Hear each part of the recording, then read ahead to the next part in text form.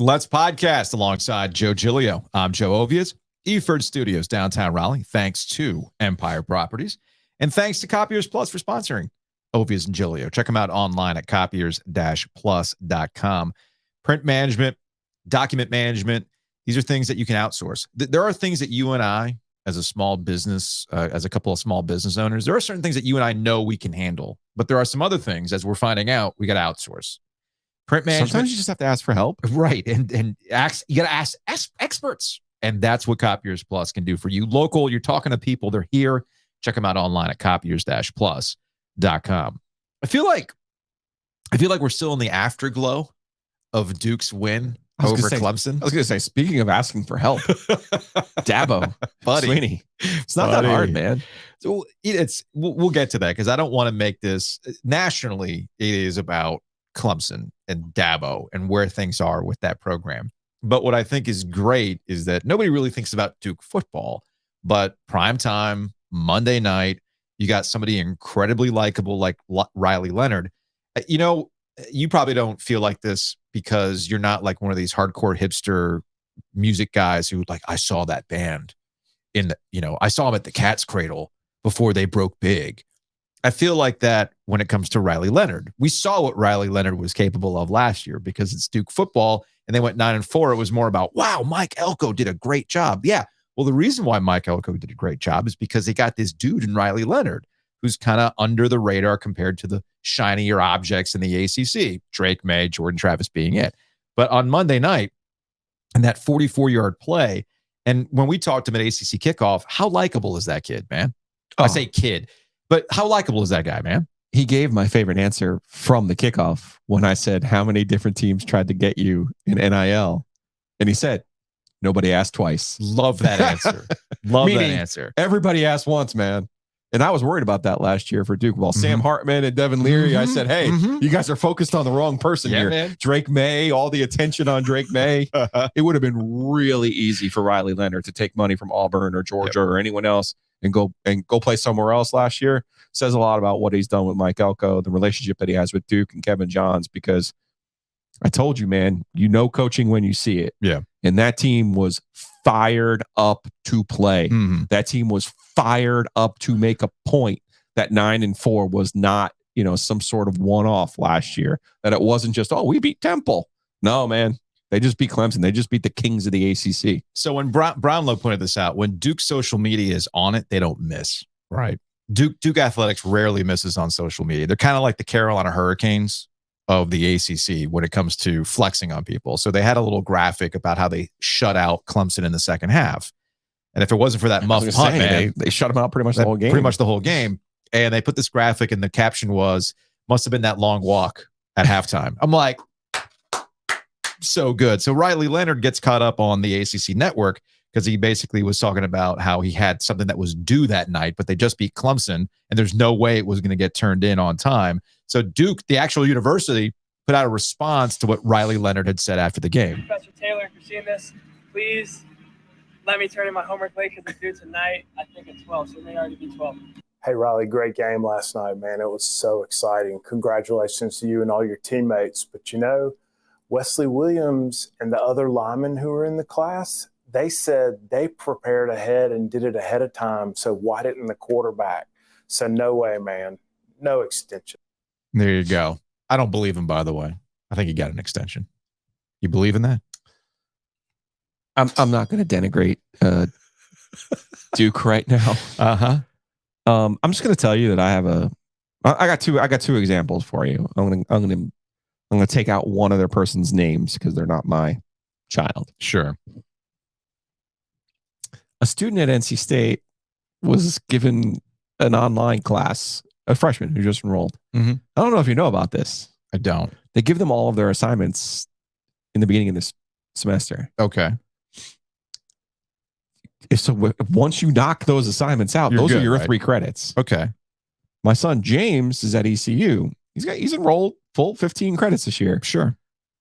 2 of those classes are online. Same deal. Here's all your assignments. Just do it on your own. If you do them, So yes, this feels slightly performative by Duke, and that's fine. It's fine, and that's fine. Do your thing, man. Do your thing. Yeah. I love it. It's all part of the story. Something tells me, and again, and from what I know about football, you got to remember the real problem. And we're starting early today.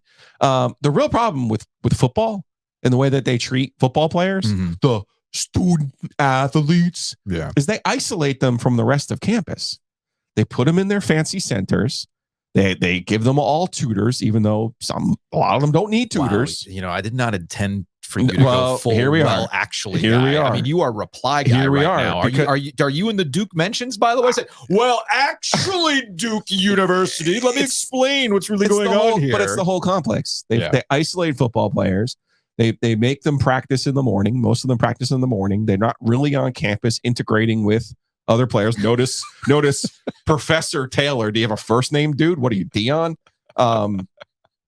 Didn't mention another football player. Didn't mention another student from the rest of the class. He mentioned the lineman there in the class. From another football player. Oh, okay. Not another student at large. I got you. Right?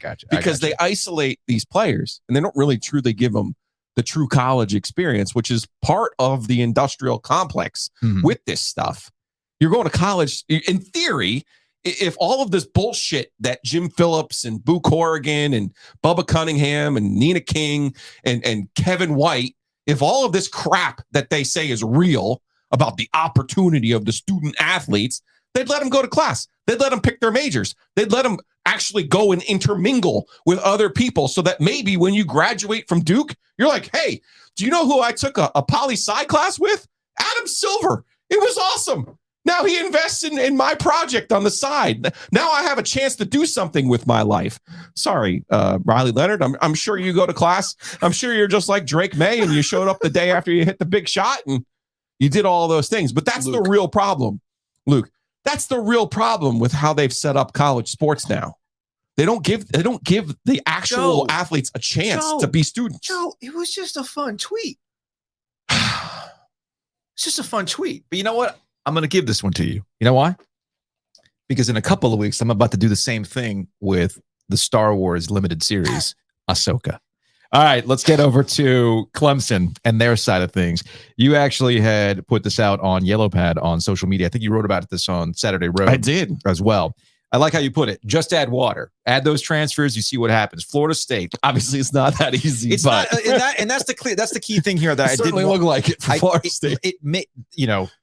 When it looks easy, we diminish the work and the other things that had to go right to make it look easy. And Mike Norvell, who had once again Willie Taggart was in the same boat. He had to repair all the things that were broken from the Jimbo Fisher era, the end of the Jimbo Fisher era. He failed. Mike Norvell has double the work.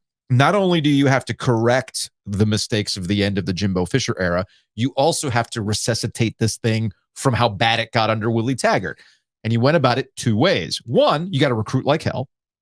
And that's what Florida State did. Go look at their recruiting rankings. Florida State has actually been pretty good under Mike Norvell. They're kind of back to what you expect out of Florida State. But then there's the other ingredient, the water, if you will. You got to go into the transfer portal. In this modern era of college football, if you are not utilizing the transfer portal, you are asking for problems, which we saw come home to roost for Clemson on Monday night against Duke. And you see where starters from the transfer portal since 22, you see 12 from the last 2 years for Florida State. Is that for real? We're not counting Bear Bryant's kid? We're not going to count Bear Bryant. Can you put a little asterisk there? Just put Bear Bryant's kid. He didn't play. But okay, all right. You look at these are the 22 players. So Florida State, if you go to a box score from any game, they give you the starters for the game. Yeah. So out of the 22 starters, 11 on offense, 11 on defense, 12 of them from Florida State were added in the last 2 years through the transfer portal. So in a way, the only way for Florida State to get out of the mess that they were in was the transfer portal. So why won't Dabo do this?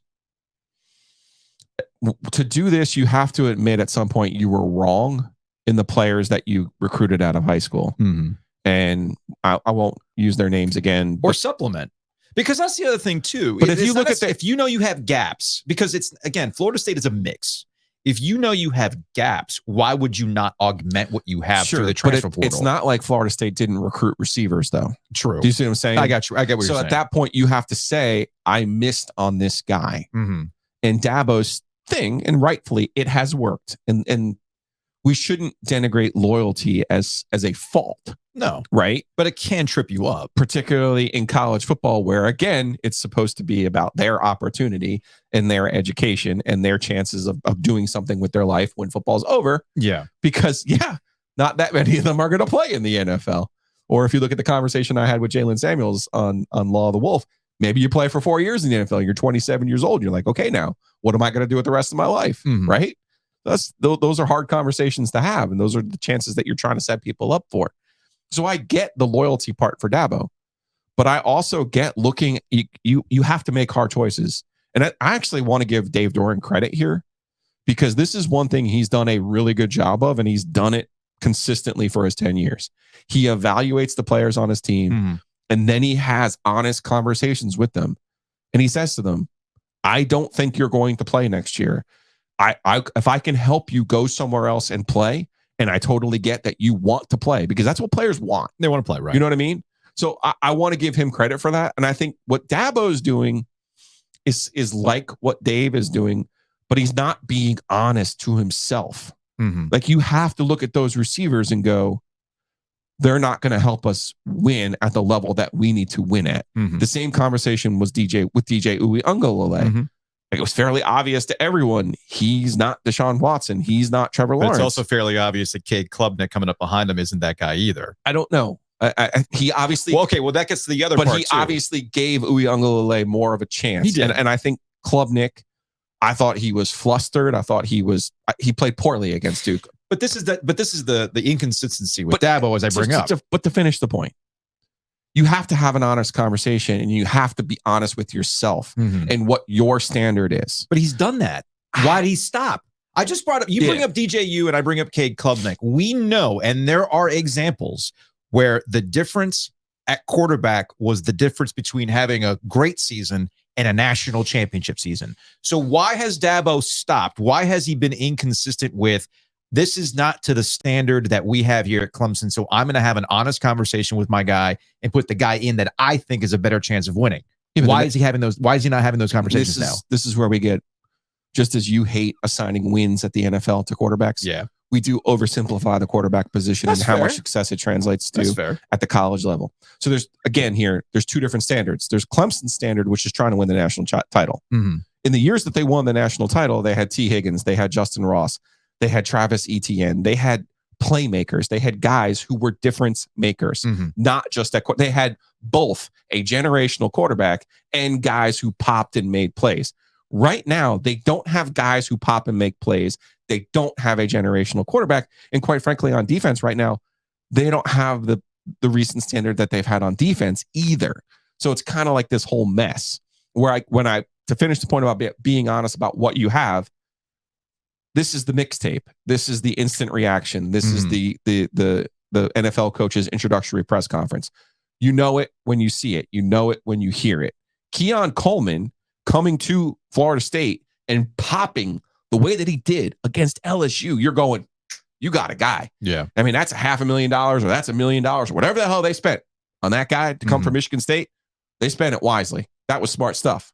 You know what I mean? Because you can get it wrong. You can. Remember, State last year added a receiver from Maryland. Didn't work. Don't even know his name. Didn't work. Guy didn't even catch a pass. Yeah, it's interesting. Right? Dabo. So you got to get the right guys. To your point, you have to use them successfully. I think with Clemson, they get these 4- and 5-star guys, which, by the way, you do have to pay to get out of recruiting now. You're seeing this with State with Jonathan Taylor. Like, you have to pay to get those guys now. This isn't, and even back then, wink, wink, nod, nod. Everybody in the SEC and everyone else had to get a pay to get it too. Do I got to tell you Steve Logan stories? No, you don't. But so you still have to be smart with who you pay and how you use your money. I just think I'm looking at their players and there's just no pop. There's no pop. And that's where now you have to get yourself into a situation where you have to scheme your guys open. And I didn't see that from Garrett Riley on Monday night. And that was kind of, disheartening if you're a Clemson fan. You're going, well, we have the same players. So there's two ways. We know this in pro sports, right? There's two ways to fix a team. You get a new coach or you get a whole new roster. Mm-hmm. And given you're not going to get a whole new roster, you got to coach him up. Even Deion's going to probably face this next year. No, but I'm glad you brought that. But here's the thing about Deion, and this will get us to our next conversation regarding Tez Walker, because Tez Walker was at Kent State. Kent State's head. The reason why Tez Walker is at Carolina is because Sean Lewis, the head coach at Kent State, left to go be the offensive coordinator for Deion. Deion. And I mean, I'm not telling you that what they're running at Colorado is some Galaxy brand level offense, but Deion's getting out of the way and letting that offense cook. Okay, I got this talent. I got Shador. We know what he's capable of doing, right? Well, let's let him cook. And that's what they're doing, at least in game 1 at Colorado. And I think it's going to benefit them and beat Nebraska this weekend, which, chef's kiss for that. Shout out to Matt Rule. So you bring on Garrett Riley, and you saw much of the same kind of stuff that was a slog last year. It was a lot of Will Shipley and a lot more of Will Shipley. And so to put a bow on this, Dabo's going through something he predicted.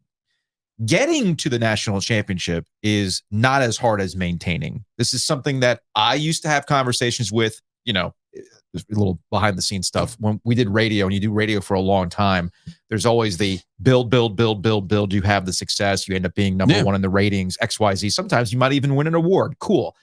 That's the easy part.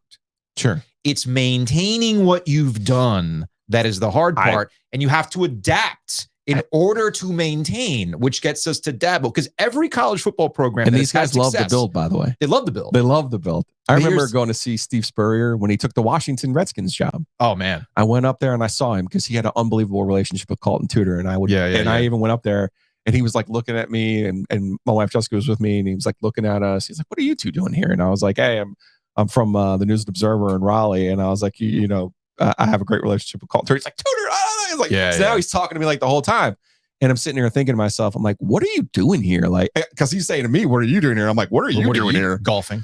Well, he was, but it was also like, he got to the point at Florida, remember? Yeah. Where you win the national title, and then you start winning 10 and 11 games every year, and people are mad at you. Right. For winning 10 and 11 games every year without winning a national title. And he's like, we get to a point. What am I supposed to do? We get to a point in sports, and this happens in college athletics all the time, where we don't respect or appreciate how special some of these coaches are, and we just act like any other coaches can do it, right? Coach K, I can win 5 national titles in 5 different eras of college Carolina basketball has a way of spoiling us. Carolina basketball spoil it from time to time. But with football specifically, we act like every quarterback's going to be Tom Brady. Oh, you're going to play until you're 60? Cool. No.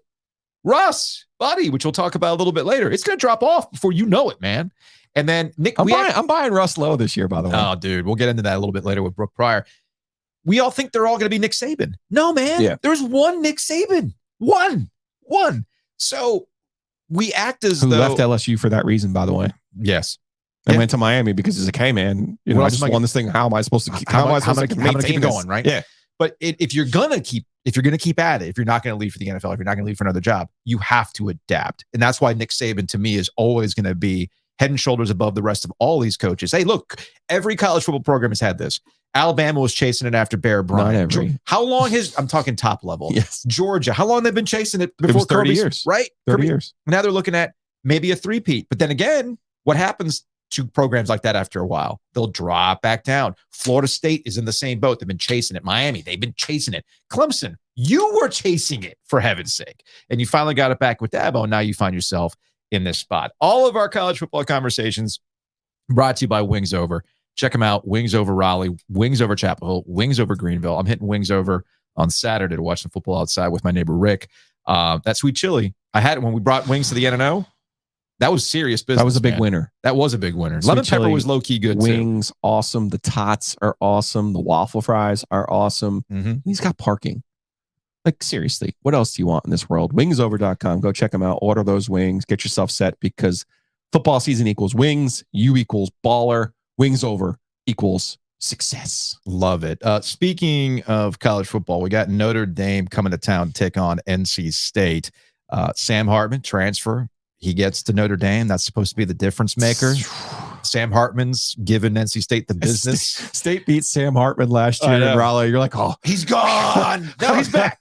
You got to see that guy he's ever back again. With a better team. And that's the thing. Notre Dame in ACC play, as you pointed out in the Yellow Pad stat yesterday, Notre Dame in ACC play has been pretty damn good, man. pretty damn good. You want to be mad at Notre Dame for being Machiavellian and mind tricking. Here's why. Well, you could be mad at them for trying to mind trick adding crap football programs in Stanford, Cal, and SMU. You're certainly well within all of your rights.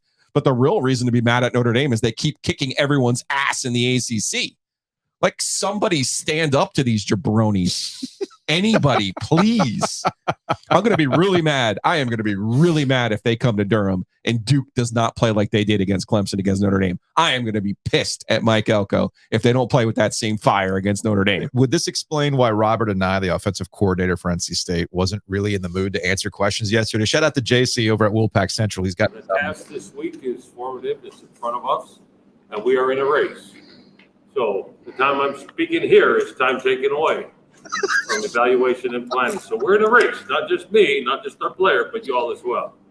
Last week, I was really proud of the start our guys had, and a lot of good things, a lot of things I do believe we left on the field. Hopefully there is improvement game 1 to game 2. First question. What things do you want to see improved? Explosives. Next. How do you get to those explosives? Well, we execute them. Next. This press conference was I timed it 2 minutes, 36 seconds. You was there, right? Yeah, I was there, and I was like, you know what? Do it to it, man. I don't. You're not teaching old dogs new tricks here. No, man. He's 62, and he was here, and he was bought here for a reason to fix NC State's offense. And yes, he mentioned the opening drive, which, whoa, I didn't know that was allowed at NC State. You're allowed to have a scripted drive where you actually drive down the field and score a touchdown to open the game. That was bananas. But you're looking at a lot of their deficiencies on the offensive line, and I think that's what he's primarily concerned about. Is UConn, while much improved, does have a nice defensive front, and I thought they gave NC State some problems. It's going to be a problem. You got to figure something out different for Notre Dame, and that's that's the interesting that's the challenge facing NC State. From Bill Conley, he's got his S&P Plus. It's basically the college football equivalent of Ken Pom. Notre Dame 31, NC State 17. I have 24-14 Notre Dame on the Law of the Wolf podcast this week, so makes me feel good when I'm lined up with Bill. Over to North Carolina, they take on App State. We're going to talk to App State head coach Sean Clark on tomorrow's show, live from the Beer Cave. Very excited about that. Mack Brown had his weekly press availability earlier in the week. At the end of the press conference, he was asked about any sort of Tez Walker updates. It looks like Thursday we might have just some sort of definitive answer. And Mack Brown tried to explain the complicated, tangled nature of the NCAA and their appeal process. It gets complicated. There was an NCAA group that we sent information to that North Carolina Central sent a letter saying they totally understood why he transferred because they did not play during the season or the spring, and they weren't sure they were going to play in 21. So the MEAC, the conference, sent a letter saying, yes, when a team cancels their season, he is free to transfer. So we felt like both of those would be reason enough because the MEAC and Central said he should have a free transfer, and he didn't play, and he didn't have an opportunity to stay and play, that he should be eligible. That person in the NCAA office said that they would not overturn his appeal because of those two letters. So now there's a committee that's outside of the NCAA that works with the NCAA that's going to hear it Thursday morning, and they will see if they will overturn the appeal or not. So I am here. There's Mack Brown. I am here for Carolina airing all of this dirty laundry, all of it. Because remember, during all the NCAA stuff that I had to cover in 8 and 9 and 10 and 11 and there, that's an NCAA investigation. We can't talk about. That's an NCAA investigation. We can't talk about it. NC State with all the Dennis Smiths. That's an NCAA investigation. Can't talk about it. Carolina now is like, nah.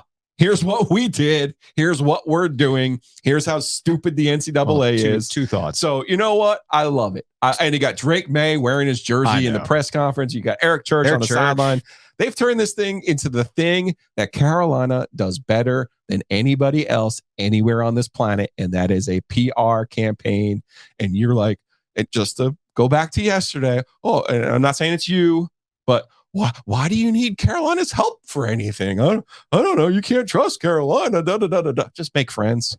Have your allies. They're still going to screw you, dude. No, they're not. They're still going to screw you. That's they're the Lannisters. They're still going to screw you at the end of the day. I'm about to put it in Game of Thrones references. I'll put it like that. They're the Lannisters. They're going to screw you over. So, look, two things about this. One, I do agree with you that it's nice that they're just putting the NCAA business out there for everybody to understand. That's what all schools should do. But North Carolina still has to answer for two things.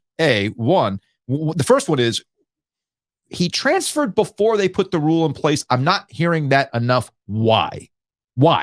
Number two, and we talked to Bob. I think because they said it was announced. The timing was the announcement, not when it was actually agreed. Hey, rules are the rules when they go into place. Number one. Number two, why? Because I think at one point they talked about, legal remedies. You should have done that before the season because the NCAA is not going to help you out. You should have done that before the season. Housekeeping.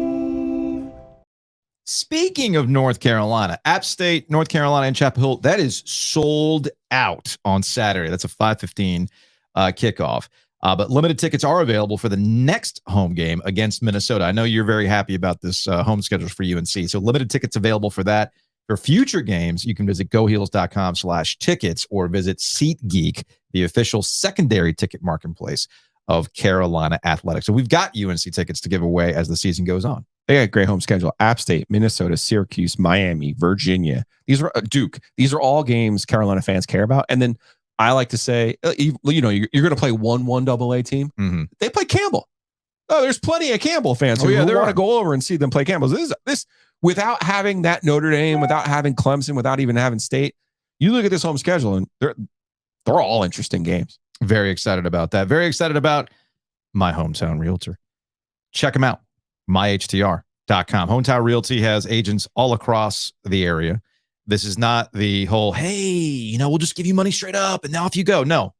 Homes are going for over list. $30,000 less than. Homes are going for over list. So why would you take anything less? That's why you need realtors. Realtors do the thing, and Hometown Realty can do it for you. Go with the experts. They have more than 250 agents on their team, 6 locations. Barry Woodard and his group, myhtr.com. Hometown Realty. Hit them up. They're going to take care of you. I feel like we got to hit up Josh over at Whitaker and Hamer to talk about some NCAA legal issues. I don't know. Maybe there's an angle there. Josh also wants a Tecmo Bowl tournament at Shady's in Garner because you played the Sounders now. I'm down for your premature evaluations. And he's like, look, man, it puts you in a place. He's like, that makes me feel so good. It really it takes he's you like, somewhere. we got to get over there. It makes me feel some type of way, right? So check out Whitaker and Hamer, wh.lawyer. Again, that's wh.lawyer. Joining us on the Heister Automotive Group hotline, you know how I know Brooke Pryor of ESPN loves us? Because she got up early to talk to us. Hi, Brooke. How are you? Hey, guys. I'm great. I got my coffee. This is still just my first cup, though, so who knows what I'm going to say. Hey, look, we're about to get the kids to school early in the morning live, so recording is happening really early now, so we appreciate that.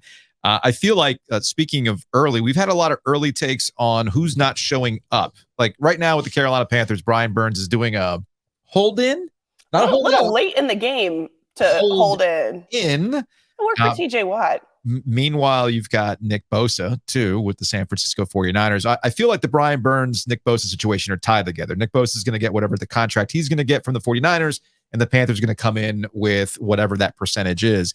So what's the national read on what exactly is going on with these late holdouts, hold-ins just before the start of the season? It's really interesting because Chris Jones has been the one, obviously, that we've talked about the most. With Kansas City, right? Yeah, with Kansas City. And that's the one that I feel like, God, did we not just do this with his last contract?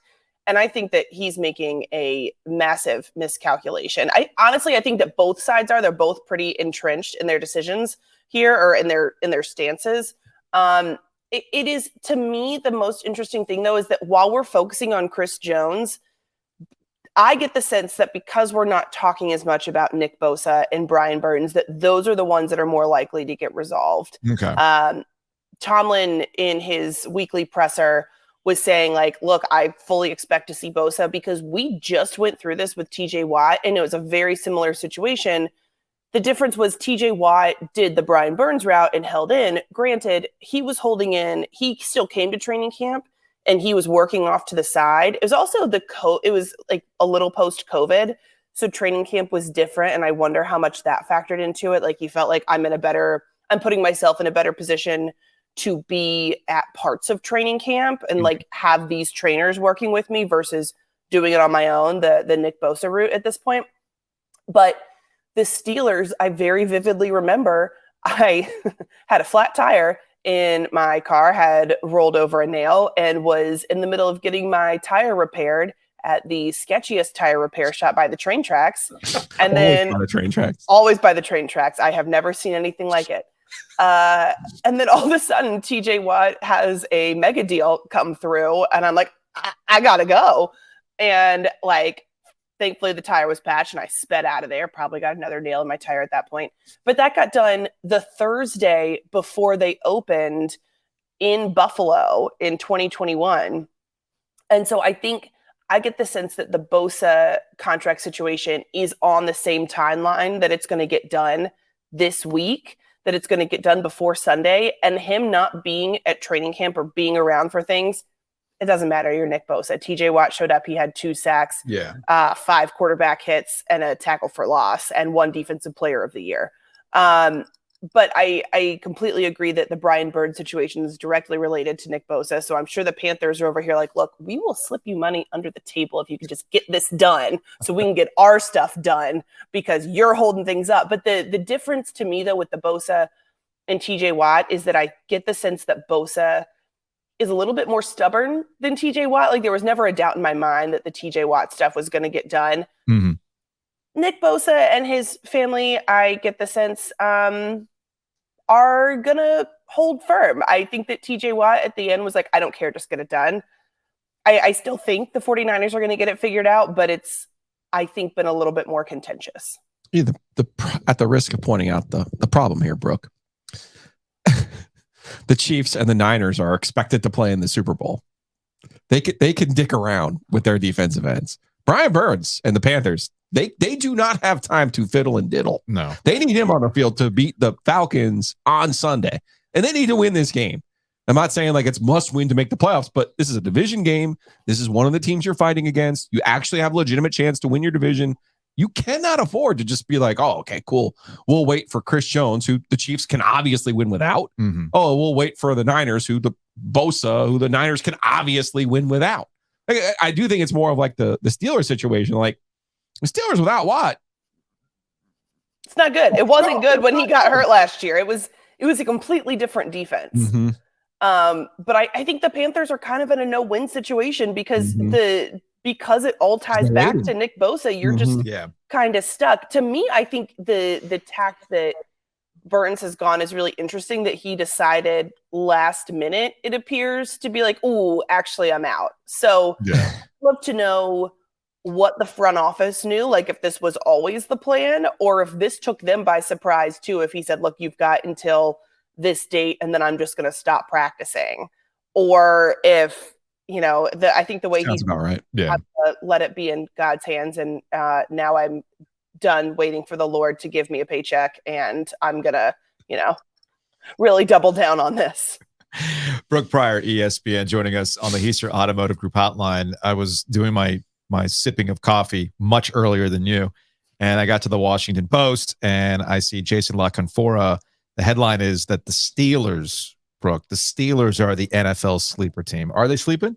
Are they the sleeper? The funny thing is, I would just like to point out all dads apparently have the same morning routine because my dad texted me about the Jason La Canfora article yesterday. I did not read it yet. I feel like the gray in my beard just got grayer. You're welcome. Jeez. Welcome. Okay. Anyway, I agree. Can I answer the question first? Oh, here we go. Here we go. Is Matt Canada still calling the plays for the Steelers? He is. Cool. And I know how you feel about that. Cool. And I know how many people feel about that. And we're due for some offline beers, Brooke. So Yes, we are. I know that you probably reveled in him signing a toilet seat at training camp. I'm sure that probably is your phone's background screen. I would like to say, though, that he knew what he was doing when he did it. There was a sign on the toilet seat that said, "Have you ever signed a toilet seat before?" And he was trying to, like, the person that was doing it was trying to get multiple people to do it. And Matt just happened to be the first one that came up. But, like, other guys did sign it. Hold up. I had not seen this. Hold up. Are you not, like, just permanently online? I am permanently online. He's not about that black, but I'm not about that yellow life. I'm not about that black and yellow life. And yeah, there's Matt Canada signing a toilet seat. Okay. I like that Jesus Christ is trending right next to it. No, it's Christ Jesus. There's Christ Jesus. So sorry.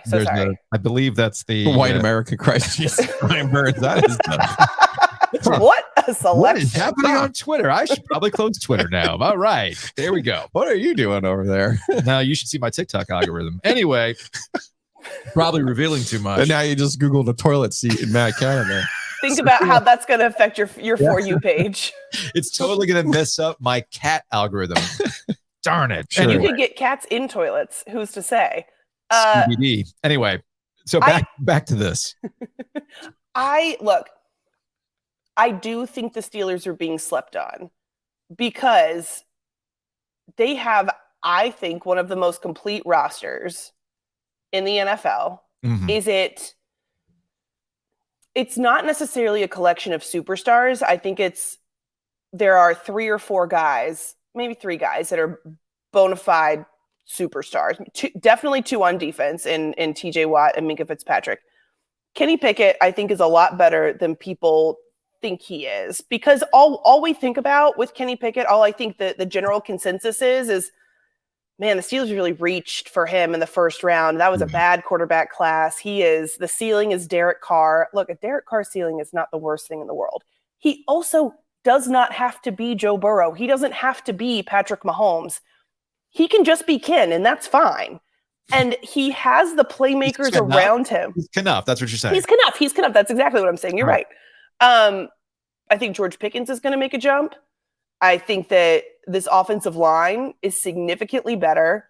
I think that Najee Harris is going to be better than he was last year, but I hope that if they can figure out the right combination of playing time between Najee Harris and Jaylen Warren, that rushing game gets even better. I don't think that Jaylen Warren should be the lead back by any means, but I think like a 60-40 split instead of an 80-20 split makes a lot more sense. It makes this offense a lot more dynamic. Adding Allen Robinson gives this offense a new wrinkle, as does Calvin Austin III. You have a new, like, Tyreek Hill type player that can be speedy in the slot, but, like, Calvin's really good on the outside, and he's not afraid to make contested catches. They have a good tight end, and this defense is solid. My only concern with this team, when I look at how the roster is built, is the cornerbacks. They have, I swear, like 10 guys that can play nickel and like 3 that can play outside.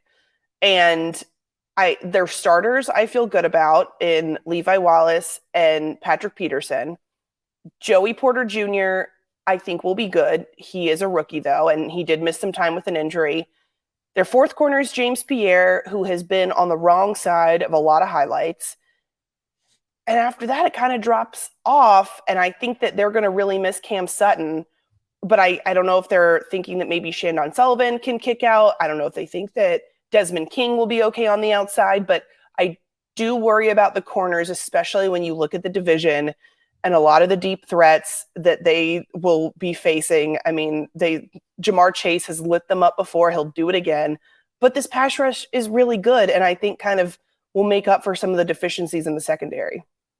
I think Kenny Pickett's a replacement level quarterback. I think Kirk Cousins is probably his ceiling, his best case scenario. He doesn't have Justin Jefferson on his team either. So George Pickens better turn into Justin Jefferson in a hurry for Kenny Pickett. And there's nothing wrong with being a replacement level quarterback if you have Tyreek Hill and Justin Jefferson and all the other people around you. I think that they barely scratch the surface about what they can do as an offense. He's up there in age. How old is Kenny Pickett? 25, 26.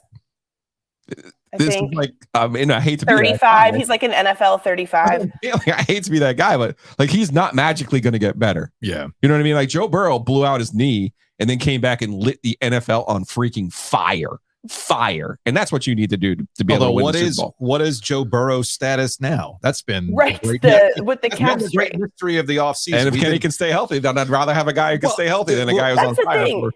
We'll close out on this to transition out to some other stuff. And we kind of, I wasn't thinking about talking about Joe Burrow, but it did get me to think that it's been an odd offseason in the NFL. I think between some heated joint practices, 2 instances where games have been stopped because of injuries, pretty traumatic injuries, and Aaron Rodgers taking all the air out of the room in New York and everything else, that I feel like there's been very low level talks around other things in this league. And sometimes I have to remind myself, do we know what's up with Joe Burrow right now?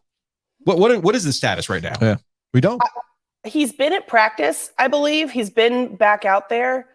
As from everything I've heard, he's trending toward playing week 1. I think if he were not, we would be hearing about it a bit more. Yeah. They open up against the Browns, right? They open up with a division game. If he wasn't going to play, if there was real concern about that, that would maybe, take a segment away from talking Aaron Rodgers on my channel. Maybe just like one. You got the Monday night game. I mean, come on. You got to pay those bills there, Brooke. Right, exactly. Listen, we all have salaries that need to be, I have a direct deposit I'd like to maintain. There you go. We all do. But look, I think that Joe Burrow is going to play. I think the Bengals are going to be a good team. I have the concerns that I have about the Steelers secondary. I also have about the Bengals secondary because they redid their safety room. Awuzie is coming off an ACL. Their pass rush is better. I talked to someone who said that the offensive line is they think the best that they've seen since Joe Burrow has been there, which is huge because that has been a real issue. I like Orlando Brown as a human being. I don't know how much I like him as a left tackle. We'll find out very soon. They better hope that he's everything they think he is with Joe, a little bit. I'm wondering how slowed he's going to be with the calf straight because look, he may play week 1. I think he will play week 1, but how much does missing that time hurt him? Last year, he missed some of training camp with the appendix, came out and the Steelers beat them week 1. Yep. And that did not see that coming from a mile away. So I think that he's someone that very much needs to have a full training camp and needs to work out some of the kinks, shake the rust off, those kind of things. And if he's not able to do that, it could be a slow start for the Bengals. Obviously, it doesn't doom them, but. Joe, we'll close on this. And Brooke Pryor joining us on the Heathrow Automotive Group hotline. We don't agree on Russell Wilson this upcoming season. I don't think Russell Wilson is going to handle the Sean Payton-ness of this upcoming season. And your colleague, Seth Wickersham, wrote, it's an ESPN Plus piece, but it's been aggregated at a bunch of different places. As it does, yeah. As it does. And the thing that people are highlighting, focusing on is Sean Payton apparently telling Russell Wilson, stop kissing babies. Let's stop worrying about Russ Inc. And at this point, you talk about old age and habits and who you are. If Kenny Pickett's an NFL 35, what's Russell Wilson at this point, right? Dude's my age, 2 kids, chilling. I got my routine. And to have a guy come in and tell you, hey, the thing that you've been your entire life, I don't want you to do that anymore. Russ is going to have a hard time with that, man. It works so well when Tom O'Brien gave him the Real Talk Express. Right. So, I mean, I don't know. Maybe I got to read the quote, though, because we can do it here. I know. This is Sean Payton to Russell Wilson. Will you fucking stop kissing all the babies? You're not running for public office. Like, if that's not a splash of cold water to Mr. Unlimited. But I think after being humbled by last year, after having a kicker, after catching strays from kickers on charter flights, I think he might actually listen. He's been humbled at other points in his life. Like, No, he hasn't. You don't think that he got humbled at times in Seattle? You don't think it was humbling when they were like, dude, we don't want you anymore. We're gonna send you. That's not how he thought. That's not how he saw it in his head. You got to remember. You got to think. Why would he see it now? How would he see it now? Was he actually did fail last year on the field? He was like he was bad. He was just straight up bad last year. The kicker was talking crap about like a random stray. When you think you got a hot line and people are making it into a meme, the "Let's Ride Broncos Country." Yeah, I mean, maybe that was finally the moment. I don't think it is. I think that he is so insulated and so he has so much self-belief. I haven't finished reading Seth's piece. What I think everyone needs to do is I recently reread a Russell Wilson profile by Taffy Ackner Broadnesser Ackner. I cannot remember the order of her last name, but she wrote it back in like 2015. I want to say it's old. It is so good. Maybe it's 2018. It's so good at talking about the origin of Russell Wilson, what he believes in, why he believes it, his psyche. All of the things that she was saying back then are still true now, if not more so. And even back then, people were questioning his being genuine. Yeah. I'm very much on that. And I think that this season is not going to go well for Russell and Sean Payton, because Sean Payton is as real as it gets. And to me, Russell Wilson is the opposite of that. And I don't think that even if Sean Payton held a mirror up in Russell Wilson's face and was like, look at this, you have to be real. Like whatever he does, I don't think it's going to work, because he is too entrenched in who he is. He would have to have he'd have to have a real come to Jesus moment, and he already thinks he's had that. He's not going to have another one. Brooke Pryor, ESPN. We appreciate the time as always. Hopefully we can continue to talk to you. We have not put the franchise tag on you yet. We've still free. I know we've texted about I might do a hold in. You might. I don't blame you. We'll see if we can. We'll see if our contract can meet up. You know, your needs and our needs. We'll see if they can meet up. Thanks, Brooke. Thanks, guys.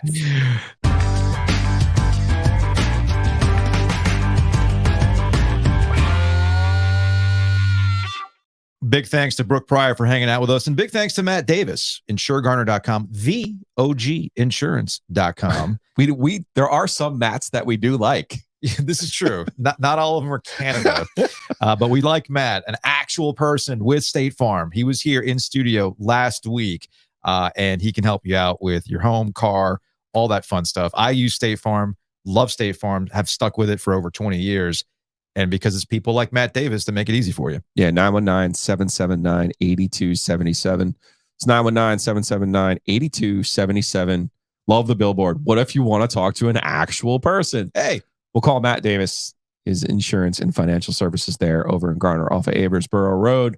Matt has you covered for all of your needs. Also, thanks to Home Field. Check them out online, homefieldapparel.com. Use the promo code OG23 to save 15% off your first order from Home Field. And you gave away the game the other day, Joe. You use the OG23 promo code to save 15% off, and then magically, look what comes back to you. You get more promo codes. Let's go. So a lot of great vintage-inspired collegiate gear. You want addictive too. You want to have because you get one and then you're like, oh, this is a comfortable shirt. And here's the other thing: you show up to the tailgate in one of their shirts in a fire fit. People are like, yo, where'd you get that shirt? Mm-hmm. Well, you got to step your game up for the next tailgate. Home Field's got you on that, so go check them out. Download the app. If I could figure out the app, you could figure out the app. Yeah, that's a fair point. Speaking of talking to real humans and things like that, a lot of people have been telling me through social media that they've been calling up Charter Spectrum to cancel because of the dispute that they have going on with Disney right now. And which is fine, whatever. I get it. I've been through that process before when it comes to letting go of cable, cutting the cord and everything else. And I feel like we've kind of hit a critical mass with this Charter Spectrum Disney dispute. For quick context, ESPN and a lot of the other Disney channels, including ABC on the retransmission feed for a lot of these distributors, are not available right now. Disney pulled these channels off Charter Spectrum the first weekend of college football. Brilliant timing, by the way. Can we start with the obvious here, just so I'm caught up to speed? Yeah. Are you saying the company that used to be Time Warner, that then became Spectrum, yes, is now both Charter and Spectrum? They're one company? Charter is the parent company of Spectrum as a cable provider. Okay. So that's where we are. Okay. So when we talk about Spectrum, we're talking Charter. And this Spectrum. is the legacy of Time Warner. Yes. Okay. Yes. I'm caught up. I used to be a Time Warner subscriber back in the day. Sure. I'm sure everyone was. Things got really expensive. Then you changed the entire industry talk people into cutting cords. I didn't. Yeah, you did. Prices did that because you got to remember. No, that was you. The bundle was brilliant back in the day. As somebody who used to do the triple play, remember the triple play? Yes. You got the phone, you got the internet, you got line. the cable. You need that phone line. Well, what happened? I didn't need a phone line anymore. So I got one of these. Why am I paying for a landline if this is my main phone? So the triple play went away. So now it was about bundling the cable. Triple play. Thanks, Tom O'Brien. That's the second Tom O'Brien reference today. Then we got back to just, how can we make that bundle work for you? Well, you need the internet. Broadband speeds continue to increase, but you want that cable too. Things started to get more expensive as well. I moved to AT&T Uverse at one time because I was getting a better deal through Uverse through an introductory price.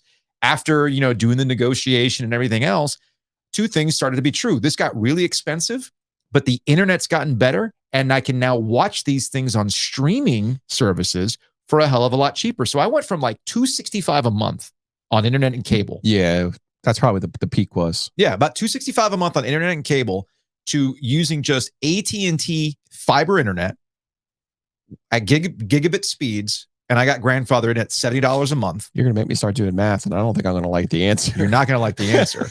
So I ditched it, moved to AT&T fiber internet for $70 a month. I got that price because Google was coming into town with fiber. So AT&T was like, yo, we hey. don't have Google. We don't have Google. So in my neighborhood, we did. So I got it down to $70 a month. Cool. I'm paying $90 a month for internet. Oh, trust me, there's a reason why I'm tied to AT&T going further, because if the minute I do something else, I'm never getting that price again. Yeah. Not that I have a complaint, because AT&T fiber internet has been really, really good for me. That's not a gratuitous plug. I'm just saying my experience with AT&T fiber has been a good one. So I slashed that internet price to $70 a month. And remember, Hulu, when it was on the come up, was like $40 a month. On the come up, it was like 25. Now it's like what, 80? Like it's close to $100 now. Yeah. At this point, especially when you start putting the add-ons. And then when you add HBO, you add Netflix. Now, again, these are things that you can take off and put on whenever you want. Please stop making me do math right now. But regardless, I'm still saving money right now versus where I was at $265. I am. Okay. And again, the key here is that I don't need Peacock. I don't need Netflix. Sure. I don't have Netflix anymore. So the only thing I think I'm still grandfathered into is HBO because I get AT&T internet. And remember, they're all tied together. So that's why we're here.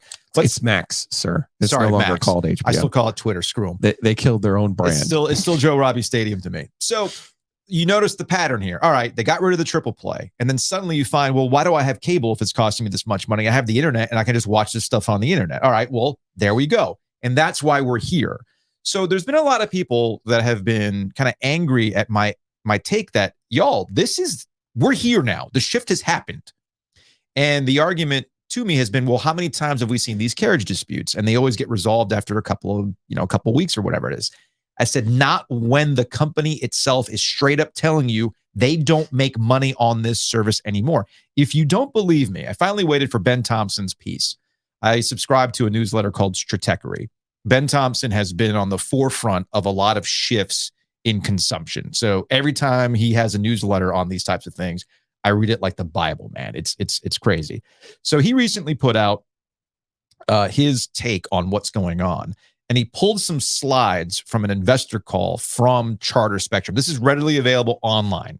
And the key piece here is their strategic view on video is that here's the key part. The video product is no longer a key driver of financial performance. When a company is straight up telling you that we don't, well, not that we don't need it, but we don't make money on this like we used to, and we can see how far we can go with living without it, that's an alarm bell for ESPN, Disney, and everybody else who wants to fight these carriage disputes. Okay, that's a problem. Yeah, if I could make this analogous to a newspaper, classifieds are no longer like. Well, look, man, let's bring it to radio. Radio is still the dominant form of in-car listening. Okay, because casual, you just turn a button and it's fine. And I used to fight that argument all the time. However, I know what the stats are. I know what we were fighting on radio. The amount of people who are listening to radio now compared to 5 years ago has dropped immensely. And when you cannot bring that to advertisers, that becomes a problem. And that's where ESPN Disney finds itself. They want to maintain the money they've been making for a very long time. The reason why they've been raising these carriage fees is to offset subscriber losses. When you're in 110 million homes, hey man, you might be able to live with $1 less or a 50 cents less. But as they're dropping below 70 million homes, you have to up it up. You have to keep it up to maintain the bills that are due for all the sports you're paying for. So that's why they're raising the prices, because they have to maintain that money. Charter Spectrum's looking at them going, y'all, people are leaving you. People are leaving us. And that's where our money is right now. So Ben continues with the video dilemma and how these networks kind of found themselves in this position. And what they called it was the impoverishment cycle of what's happening with video. And a lot of it is blamed on, they saw what Netflix was doing. Netflix was making buku bucks on stuff. So Disney goes, well, we should do that too. We should own our own stuff. The problem is that Disney is losing money on Disney Plus and things like that because it's not as profitable as they thought it was. And this is something that is a larger conversation where these companies are finding out the hard way. Where's your stat? The F around and find out. They're finding out the hard way that it was much better for their business long term to make the content and sell it to somebody who wants it versus trying to own every single channel of the distribution. And what you come to find out is that you turned vertically integrate. You vertically integrated for short-term profits and long-term problems. Where have we heard that before, Joe? Where have you heard that's going to bother in, I don't know, 5 years? So that gets us to where we are today. And what's going on with... So what you're saying is ESPN added SMU and Cal and Stanford. Got it. I got it. That's I'm pretty all much caught what up it is. now. Now we've officially jumped. And they lost their classified ads. We've officially jumped the shark. We've officially jumped the shark. So here's our Andrew Marchand saying, new column. Can Aaron Rodgers debut on the Spectrum ESPN and the Spectrum ESPN standoff? No, it can't. This is another example of where we think sports is the thing that just rules the universe. It doesn't. And people are finding out the hard way that you can live without sports. And Andrew Marchand should know better. You know why Andrew Marchand should know better, Joe? You remember Linsanity? Yeah. The Knicks? The Knicks. He came out of nowhere. The Knicks are always looking for a savior. And here comes, I can't remember Lynn's first name. Jeremy Lin, thank you. So Jeremy Lin comes out of nowhere. Linsanity's happening. You know who was not able to watch Linsanity on the regional network? The Madison Square Garden network. New Yorkers. And people are like, oh my goodness, how does this happen? Did that standoff end? No, it didn't. So if you can't even get thirsty Knick fans back in the day when cable was still at a more profitable point, what makes you think Aaron Rodgers and the Jets is going to change this stuff around? Sorry, I get fired up about this stuff because all the information is there for you. It's all there. It's all readily available for you. But we get sports brain poison thinking, well, I mean, somebody you and I, shout out to Brett Friedlander. He is screaming on the internet like, you've lost a customer forever, Spectrum. And Spectrum's going, cool. Disney also knows this. So you know what Disney's doing, which they've never done before? They're saying, hey, look, there's Hulu. You know, we own Hulu. If you want to watch stuff, come on down to Hulu. People are also jumping for YouTube. Anyway, all this stuff has been interesting to me, and all of it I find ties to the ACC and ESPN and why you and I have been adamant about adding these schools is not a good idea because you had a contract that helped you weather all this stuff, and all you're doing is antagonizing your partner who's going to be going through it financially over the next couple of years, okay? Oh, one other note. This is from Robert over at Sports TV Ratings. Reminder, the thing that is putting the most pricing pressure on bundle pricing isn't ESPN. It's fees for the local broadcast network affiliates. Spectrum would add $23 a month for where I live, but in other areas, it's more. And in some cases, Comcast Broadcast Network's fee is more than $30. These are retransmissions. So that's how you get the local channels on your cable provider. Those are about to get real serious as well. So the business model is, folks, I don't know how else to put it other than, I don't want to use the F word. No, but you're also getting into a generation that doesn't like paying for things. No, they don't. And have been conditioned their whole life to not pay for things. They don't. Oh, one other They've note. also been conditioned not to care about sports the same way the previous generations do. One other note from Ben Thompson, and he puts in a paragraph that I've been screaming the last couple episodes about why the ACC is not in a good position with what they're doing with ESPN. The biggest long-term question has to be around sports itself. Sports leagues could extract ever higher rights fees from ESPN because ESPN could extract ever higher affiliate fees from cable TV providers. If the latter is broken, then the former is as well. Yes, YouTube TV still exists and Disney still plans on ESPN streaming. All of those options, though, entail dramatically increased customer choice. Leagues like the NBA have shrugged off declining ratings with the certainty that they would, via cable TV subscribers, get paid regardless. But now the choice isn't just whether to click the remote, but whether to simply click cancel and watch something else. He argues for the rebundling of things, but I don't see that happening anytime soon. But that paragraph right there succinctly points to what I've been screaming for years. The money isn't always going to be there because the business is changing. And if you're making your decisions based on how things have been, you're screwed. You cannot base your hypotheticals on how things have been, period. You have to look at where things are going. And the biggest issue that I have, and I had a couple people email me and through social media, I know there was one listener who's like, you guys got this wrong, or are you just adamant about it being a wrong choice? No, we're adamant about this being the wrong choice. And all this TV stuff is the freaking reason why. And I'll point this out again. How much are they paying Fishbait Solutions at the ACC? A lot, yes. Has anybody over at Fishbait Solutions paid the $5 a month it cost me to get Ben Thompson's newsletter? Because you're paying God knows what for these solutions or whatever. I'm paying $5 a month. And I just put in one paragraph that Ben Thompson wrote to let you know the business is screwed and you're banking your future on a screwed business. Maybe they'll take out classified ads, Joe. Maybe that's what they'll do next.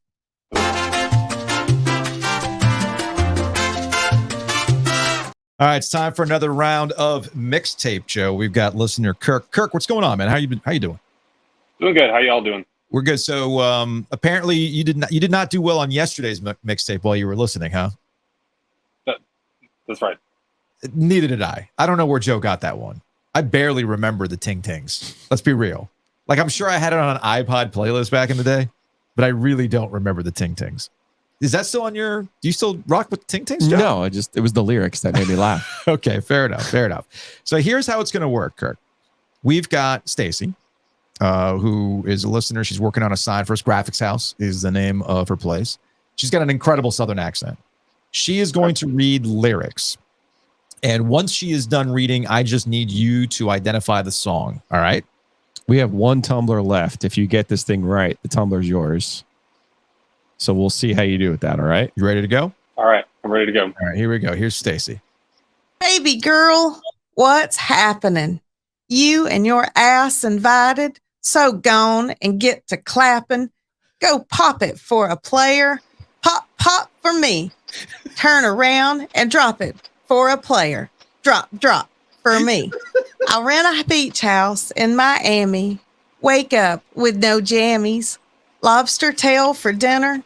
Julio, serve that scampi. You got it if you want it. Said you got it if you want it. Take my wallet if you want it. I know this song. I'm not going to get it right. Like, it's 2010s.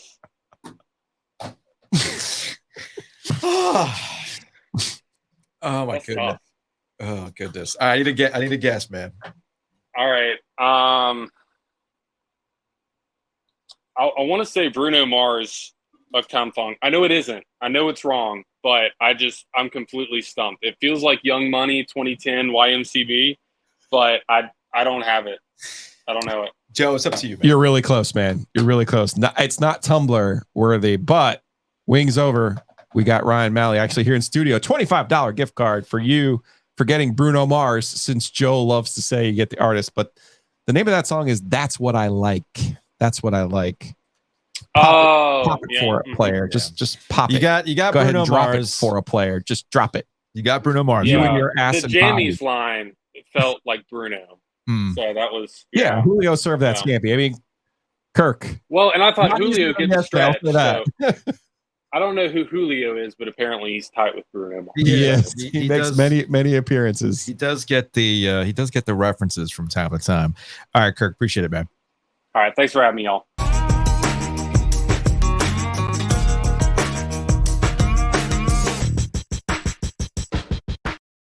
Look, man, I left that one up to you. I mean, I know I gave a tumbler away just for knowing Taylor Swift. That was embarrassing. Yes, it's fine. I still own it to this day. It's no big deal.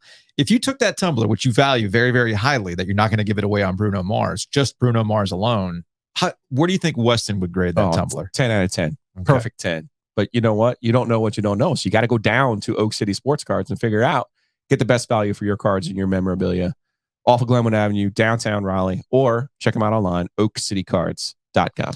Also, big thanks to Mosquito Authority and Pest Authority. Check them out online, bugsbite.com. Has Hayes already set up the RV for the NC State Notre Dame? He'll be there Friday night. He's ready. Noon start. You got to have that breakfast tailgate. That's true. And now, if you're going to be tailgating it at home, you're going to be grilling out. Maybe you got the TV outside. You don't want mosquitoes to mess that up. So contact Mosquito Authority. They can get you your treatment. And again, we have not hit false fall yet. It's still hot. You got critters trying to get inside. Pest Authority can handle that for you. Yeah, bugsbite.com, Mosquito Authority, Pest Authority. Check them out. What's up next? What's up next? Joining us on the Heister Automotive Group hotline, he is Steve Wiseman, News and Observer. He is an AP Top 25 voter. And let's just get right out of the gate, Steve, because you also covered Duke for the News and Observer. You were there Monday night. From what you saw out of Clemson, were they worthy of a top 25 rank? No, flat out. Straight out. Straight out. When I was doing my ballot after the game at about 3 o'clock in the morning, I had to maneuver things around. And for a second, I had them at 25th. And then I thought, no, they got to earn their way back in. This is the first ballot I'm doing with the actual games. Yeah. And they did not look like – they look like a team Florida State's going to beat by 3 touchdowns. I mean, Duke beat them by 3 touchdowns, right? So I watched Florida State the night before. I mean, there's no way. No way. So how do you explain the people who still have Clemson ahead of Duke? I don't understand that. I don't understand that. I mean, and again, it's not always one game decides it, right? Because if it's the end of the season and other games have been played, right? Mm-hmm. You factor that in. But there's one game. And did anybody watch that Clemson team and think it looked like Clemson? No. I mean, they did not. No. So you looking at Steve's ballot right now? I'm trying to figure out like who is voting for Clemson and based on what. Like you got to throw the thing out. Like we talked about the first vote. The preseason is a guess. Yes. Yeah, you're trying to figure out what's going to happen. Yep. You don't have any data to go by. Nobody's been to every camp. Yeah. You know.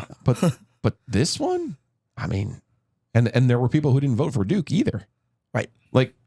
Yeah. What did you not see from Duke? I mean, I don't really want to go through all of this, but Brian Fonseca. You have Duke at 23 and Clemson at 50. Like, did you watch? I don't get it. That's brutal. All right. So who was your biggest move this week? Let's see. Well, I moved Florida State up to the top 4. Okay. They're 4. So that was a big move. Okay. Notre Dame went up to the top 10. They only moved, I think I moved them like 4 slots. So those are 2 of the bigger moves. Look at you taking care of Kansas State. That's good. Yeah. They're a very vocal fan base. I'm a little high on Wisconsin compared to other voters. I admit that. All right. I'm a big Luke Fickell guy. Okay. I think he had his time at Duke. That's right. Never forget. And he did his great job at Cincinnati when he came from Ohio State. And so we'll see. He's got Phil Longo. We'll see how that goes. But, you know. No Iowa for you? You texted me, Steve. They weren't in there for the first ballot. So you texted me, Steve, about just easy money. Easy money. With the 25. And I'd forgotten, I will admit, I'd forgotten that Ferentz's kid, who's the offensive coordinator, has goals that he has to meet in his contract. Yeah. And there's an actual point total that he has to meet. Based on the first game, I don't know if he's going to hit those point totals. I think somebody's getting fired at the end of the season because you need to run it up against Utah State. That's the team to do it. Yeah, right. This isn't Ohio State or Penn State or anybody else. It's like it's the easy stuff. It's like back when I used to have company covered health insurance. They would ask you to do XYZ. The easiest thing, go get a physical. That was like 60 points towards your 100. Exactly. It's the easiest thing to do. You can't do that against Utah State. Low hanging fruit. Yikes! You better pluck it. Yikes! Okay. No, I guess the question here for somebody what? doesn't believe. Oh, what with Colorado? Yeah, Dion's going to be like emailing you. Good. What happens if they beat? What happens if they beat Nebraska? Well, so what? But you don't want to give them something. Beat Matt Rule. You beat Matt Rule, man. Come on. That's the fun part. Here was my thinking on that. TCU was like 17th in the preseason poll. Yeah. I had them 24th. Okay. Yep. So I wasn't as impressed by that win as others were, right? Mm-hmm. And it was 45-42. I mean, I watched the game. That was a good thing about Saturday. Duke didn't play it on Monday. I got to watch a lot of games. So I watched that game. Incredible. They have incredible talent at Colorado, right? Yeah. Travis Hunter, all that stuff, right? They gave up 42 points. And so, again, Nebraska's not going to impress me. It'll impress me less than TCU, frankly. Mm-hmm. Now, they went on the road and won, so that was good. So they're getting ranked, but you got to do a little more proving. I got to see. All right. I was going to say who really bought the Kool-Aid here. Randy Johnson from the Minneapolis Star Tribune has Colorado at number 12. It's always fun to look at the outliers. Yeah. No, sorry. My bad. David Jablonski with Colorado at number 9. He doesn't want to get called out. Yeah, he believes. No, I think it's as simple as that. He just believes. Do you believe? Next question. No, whatever. I don't. It's okay. We'll actually close on this, Steve, because you've been a beat writer for a very, very long time, and you covered Duke. I believe in Mike Elko. I'll tell you. Joe used in a previous life was a beat writer. Why do coaches? And I'm sure you've experienced this. Why do coaches not understand that your job is not to believe? Your job is to cover the team. There's a difference. There's a distinction. And in this day and age, there's enough other media outlets whose job it is to promote you. And I don't think I'm not being out of pocket when I say the recruiting sites, right? On3s, 24/7 Rivals have a symbiotic relationship with these schools because they are about promoting the recruiting cycle for the school. Okay. Not to say that they can't be critical. I mean, this is where I'll give Inside Carolina a hell of a lot of credit because writers like Greg Barnes in the past will absolutely go after a school when they feel it's time to do it. Yep. But your job is very cut and dry about what you do. So why do coaches not understand this? I don't know if it's old time thinking like, this is the paper that lands on my doorstep, talk about old school. Yeah, right. I mean, they see you every day. You're in their community, all that kind of stuff. But I mean, the smart ones you work with, they know the difference. Yeah. Like David Cutcliffe knew the difference. Mm-hmm. Mike Elko knows the difference. I feel, confident about that. So that's good. But I have worked with others that many Steve, that haven't. Steve, I saw in the paper that you, did Kay ever give you shit? Come on. It was more about baseball stuff. We don't get into that. But yeah, no, he was pretty good. That's fair. Steve Wiseman, News and Observer, AP Top 25 voter. Thanks, Steve. Thank you.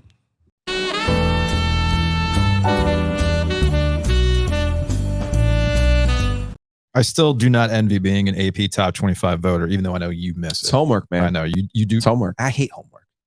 I'm done, man. I'm done with that stuff. I wing it. It's funny. I did the Enloe open house yesterday, and in their CNC class, they had this old picture of Boris Yeltsin and Bill Clinton, and they looked drunk. Which, I mean, honestly, who's to say? Who's to say? Probably. And it was like the face you make when you didn't study and you're just trying to wing it. And you didn't bring any notes. That's me every day, baby. It's me every day.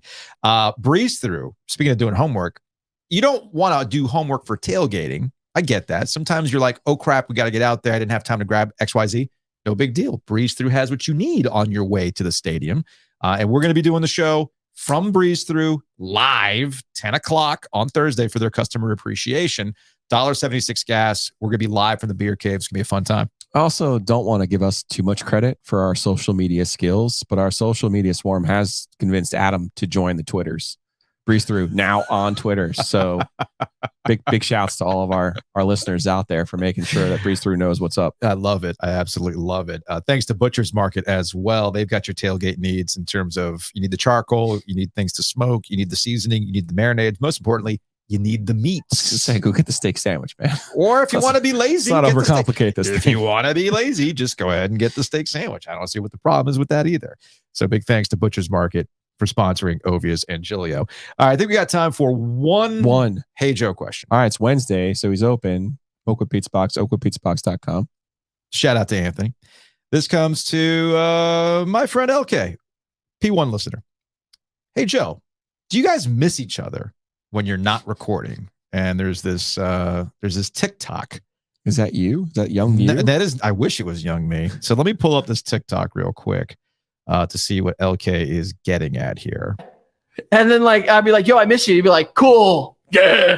That's what you would do. You'll never be like, yo, I fucking miss you too. I didn't though. That hurts more. How does that hurt? Because miss me. But I just saw you. It doesn't matter when you saw me. It's about the fact that I'm not with you all the time. So the second you leave, I should miss you already. Yes. What the hell? Yeah. Yeah, you should, you son of a bitch. That's too much. The second I leave my wife and family. When I miss you and I tell you yo, I fucking miss you. You've never done that. If you weren't getting paid, you would see me every week. Before you come on, do you miss me when I'm not around? This is another podcast. When it's Wednesday and you'll see me tomorrow, do you think, I can't wait to see James? Or do you roll your eyes and say recorded day tomorrow? It depends. Wait, let me answer. I'm asking if you miss me when I'm not around. So Joe, do you miss me when I'm not around? Of course. Bullshit. Always. Bullshit. You already know the answer. Please. It's funny. I used to get. This is where we're not the youths, man. No, we're not the youths. No. Do I? Yeah, I would say when the show's over, I'm not going to miss you. No. But when you've been on vacation or when I'm out of town, I'm like, I miss doing the podcast with Joe. I do. I miss you. It's true. Sometimes I'm like, you know what I miss? I miss Joe. Getting mad at Riley Leonard. Right. Just when he goes on a rant. Yeah, I miss that. Actually, I wasn't mad at Riley Leonard. It was more everything else. Yeah. It's funny. I used to get questions all the time about, because Adam Gold and I did the show forever. I worked with him at 850 The Buzz, obviously. It was the key to your success. The two of you didn't talk in between. But that's what I said. It's you and Adam friends? Yeah, we're friends. You guys hang out? I go, no, we don't hang out. Not that I won't hang out. Adam doesn't hang out with anybody. No, well, Adam's his wife and his horses. Dude, Adam's a hermit now. Gold used to go out. He used to go out. Because again, I've known Adam for 20 plus years. Yeah. I remember Adam's days in between marriages. He would go out. Okay. The point is that, and I've said this before, I spend more time with you during a week than I do with Kelly. Even now? Yes. Yes. Especially with running off to hockey and marching band and various other things. And while I'm sometimes there, physically there, you know this, Joe. You're physically You're there. a multitasker. You're physically there. But no. Let's talk about you.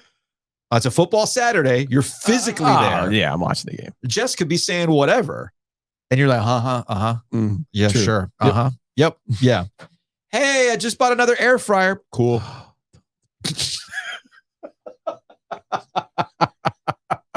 All right, that's going to wrap it up for today's show. We'll see you all on Thursday live from the Beer Cave.